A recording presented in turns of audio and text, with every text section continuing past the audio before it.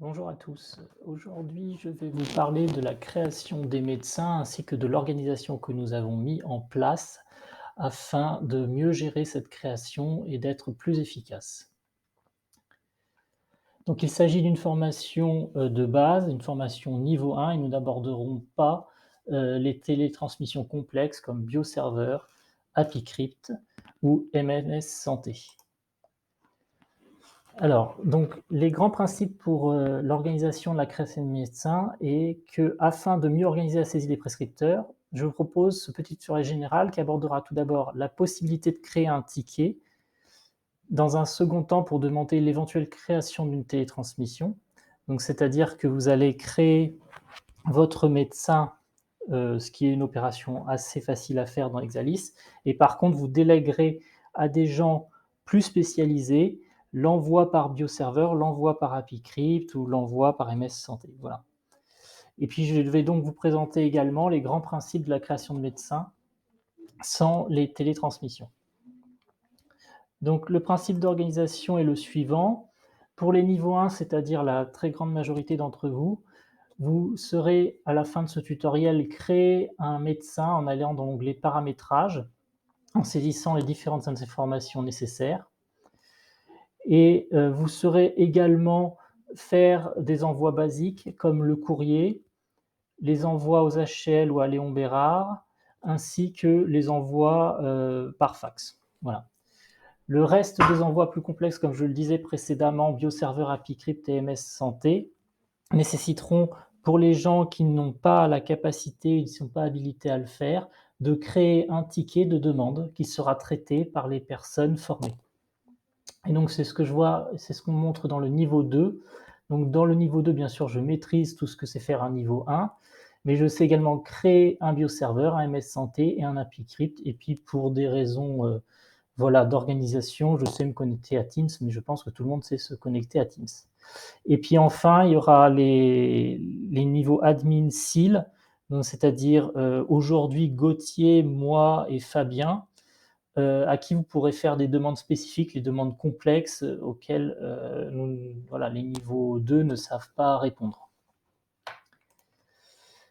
Alors, quand créer un ticket pour une télétransmission?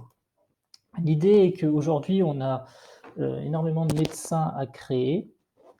Et il y a des médecins qu'on ne verra qu'une seule fois au cours de la vie de la CELAS, qui sont des médecins qui sont en général dans d'autres régions, en dehors de Rhône-Alpes, ou en tout cas en dehors du Rhône et en dehors de l'Isère, et souvent à plus de 10 km de n'importe lequel de nos laboratoires. Et il s'agit souvent de médecins qui ne feront une ordonnance que de façon très épisodique.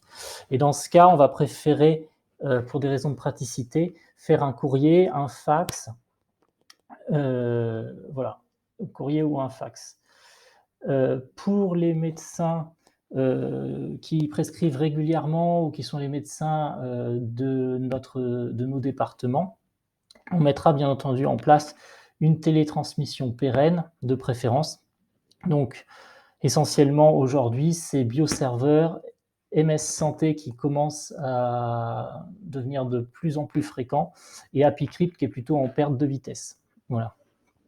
Donc voilà un peu l'algorithme décisionnel pour essayer de réduire le nombre de créations de prescripteurs en attente. Alors, comment créer un ticket pour une demande de télétransmission une fois qu'on a créé un médecin? Donc je me rends à l'adresse ci-dessous, que vous pouvez noter, et j'utilise les identifiants donc indiqués dans la diapositive. Donc voilà, notez ces identifiants ainsi que l'adresse. Je vais passer à la diapositive suivante. Donc sur la diapositive suivante, on voit la proposition du coup pour faire les tickets. Donc vous allez saisir la personne qui demande, le statut, donc c'est en cours puisque c'est la demande que vous faites, le code d'appel du médecin, son code, ce qu'ils appellent le code dans Exalis, qui est un code un peu plus long, qui n'est pas à 5 lettres et chiffres, mais un peu plus long, le numéro de dossier concerné, ainsi que le site demandeur. Et ensuite, la personne qui prendra en charge le ticket notera ses coordonnées et le passera de en cours à fait ou de en cours à bloqué. Voilà, si elle n'y arrive pas. Donc, on a les tickets bioserveur. Donc, voilà, c'est ce que j'ai dit, personne qui demande, code d'appel, code, numéro de dossier. On a également les tickets pour MS Santé et les tickets pour AppyCrypt. Bon, c'est le même principe à chaque fois. Donc, maintenant, comme je vous l'avais promis, après avoir vu cet espace ticket, je vous propose d'aborder rapidement la création simple du médecin. Donc, vraiment la création très basique sans aller jusqu'à la télétransmission. Donc, nous allons aborder la création des médecins avec éventuellement l'envoi de courrier, l'envoi par fax et la télétransmission, donc Hospice Civil de Lyon ou Léon Bérard. Donc, commençons. Donc, tout d'abord, pour créer un médecin, je suis dans l'écran d'accueil, je vais dans l'onglet Paramétrage. Donc, cet onglet va apparaître, je crois, uniquement si vous avez certains droits. Donc, peut-être que certaines personnes n'y ont pas accès. Si c'est bloquant et si vous voulez participer à la création des médecins, éventuellement faites une demande à moi-même, Gauthier ou Fabien. Donc ensuite, après avoir cliqué sur l'onglet paramétrage, je vais cliquer sur l'onglet prescripteur. Après, je vais cliquer, une fois que j'ai cliqué sur l'onglet paramétrage, cette fenêtre qui s'ouvre, je vais cliquer sur l'onglet nouveau. Et j'ai la fenêtre de création du prescripteur qui s'ouvre, qui s'appelle identification et propriété prescripteur. Sur cette fenêtre, je vais donc d'abord saisir le code prescripteur. Donc ça a été codifié par la CELAS, c'est les deux premières lettres du nom, la dernière lettre du nom, la première lettre du prénom et un chiffre qui va aller en général de 1 à 9. Si tous les chiffres de 1 à 9 sont pris, c'est-à-dire que si c'est 4 lettres qui sont assez fréquentes, les deux premières lettres du nom et les deux premières lettres du prénom plus un chiffre. Si c'est un nom composé, les deux premières lettres du nom plus la dernière lettre du second nom, plus la première lettre du prénom, plus un chiffre, ignorez les particules comme de, la et elle. Si vous avez un doute sur la nomenclature, on va dire, de la CELAS pour nommer les médecins, c'est détaillé dans la procédure qui s'appelle MU-INF 007. Ensuite, pour le code d'appel, je prends les 6 premières lettres du nom et la première lettre du prénom. Si le nom est inférieur à 6 lettres, complétez avec les lettres du prénom pour obtenir 7 lettres.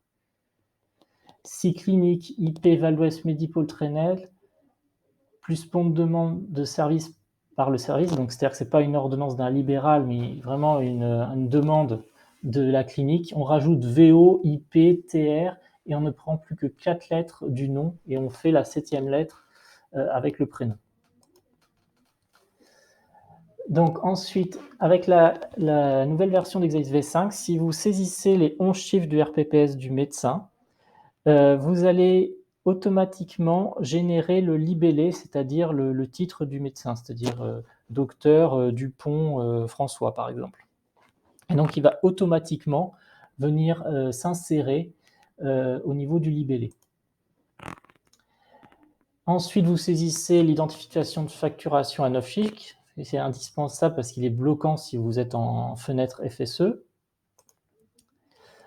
Et ensuite, vous laissez en général libéral, sauf si voilà, vous savez que le médecin est salarié, mais bon, ça n'a pas beaucoup d'incidence. En général, plutôt ayez tendance à laisser libéral. Ensuite, vous sélectionnez la spécialité. Donc la spécialité, ça peut être médecine générale, ça peut être chirurgie, anesthésie, etc. Et vous la sélectionnez à nouveau pour la spécialité sécurité sociale, donc c'est à peu près la même chose à chaque fois. Donc remplir la spécialité sécurité sociale également. Ensuite, vous allez saisir l'adresse. Si vous ne trouvez pas l'adresse, vous pouvez vous créer par exemple une nouvelle ville, un petit village, un petit patelin qui n'est pas connu, en cliquant sur le plus. Et donc là, ça vous ouvrira une fenêtre de création éventuellement d'un nouveau code postal et d'une nouvelle ville si elle n'est pas connue d'Exalis. Voilà. Ensuite, vous n'oubliez pas de cliquer sur compte rendu patient et vous laissez, bien entendu, propriété compte rendu validation biologique pathologique, mais c'est déjà par défaut. Voilà. Par la suite, donc 3 cas sont l'air possibles, c'est ce qu'on avait dit, le posté, le fax et la télétransmission, Hospice civil de Lyon et Léon Bérard. Donc on va voir ces 3 cas séparément. Le cas numéro 1, c'est le cas posté. S'il s'agit d'un envoi posté, je sélectionne posté. Donc je vais donc sélectionner posté et cliquer sur 1. Donc on va privilégier ce mode d'envoi si aucun autre mode de transmission n'est possible ou s'il s'agit d'un médecin, par exemple, en dehors de Rhône-Alpes et qui est un prescripteur épisodique, c'est-à-dire qui va faire une seule ordonnance en 10 ans dans notre CELAS. Donc il n'y a pas vraiment un intérêt à faire une télétransmission, autre que le courrier. Et donc là, je laisse aucun et je clique enregistrer. Donc c'est vraiment la solution la plus simple, c'est le poster, c'est très simple à créer. Donc ça y est, mon médecin est créé avec un envoi par courrier. Le cas numéro 2, c'est le cas des envois sur le bioserveur HL et Léon Bérard.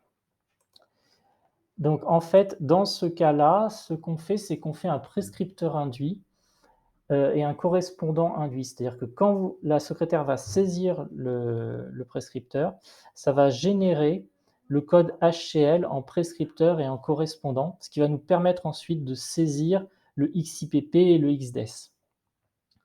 Donc pour que si c'est un prescripteur qui a une ordonnance, par exemple, de Léon Bérard ou de Lyon Sud ou voilà, il va falloir en fait saisir 2 fois, par exemple pour les Hospices civils de Lyon, HCL, HCL, et pour Léon Bérard, il va falloir saisir BCL dans le prescripteur induit et BCL2 dans le correspondant induit.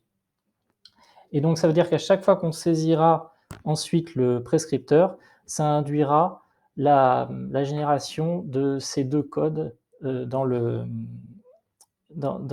dessous du prescripteur. Et donc ensuite, ça nous permettra de saisir le XPP et le XDES. Donc sinon pareil, du coup, on fait enregistrer, on a bien cliqué sur compte rendu patient, comme pour le courrier. Donc le cas numéro 3, c'est le fax. Donc on va dire que c'est le plus complexe. Donc pour le fax, il faut bien rajouter un F derrière le numéro de téléphone. Bon, ça c'est juste pour que nous, on s'y retrouve. Donc voilà, téléphone, je rajoute F et surtout bien coller le fax en télétransmission, comme indiqué sur la flèche jaune. Et donc éventuellement vérifier ce numéro de fax avec le médecin avant pour ne pas paramétrer un numéro de fax erroné ou qui ne fonctionnerait pas. Ensuite, je clique sur DLX. Donc on avait vu que pour les 2 autres cas, on avait laissé aucune. Donc là, on va cliquer sur DLX, ça va nous ouvrir cette fenêtre.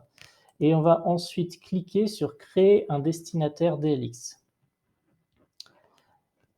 Par la suite, on va cliquer comme pour les 2 autres fois sur enregistrer. Ça va nous ouvrir cette fenêtre qu'on va laisser telle quelle. En fait, on voit que fax à côté de HappyCrypt, je ne sais pas si vous voyez au niveau de la 5e ou 6e ligne en dessous du numéro de téléphone, est déjà coché. Donc on a uniquement à cliquer sur le OK rouge, à droite.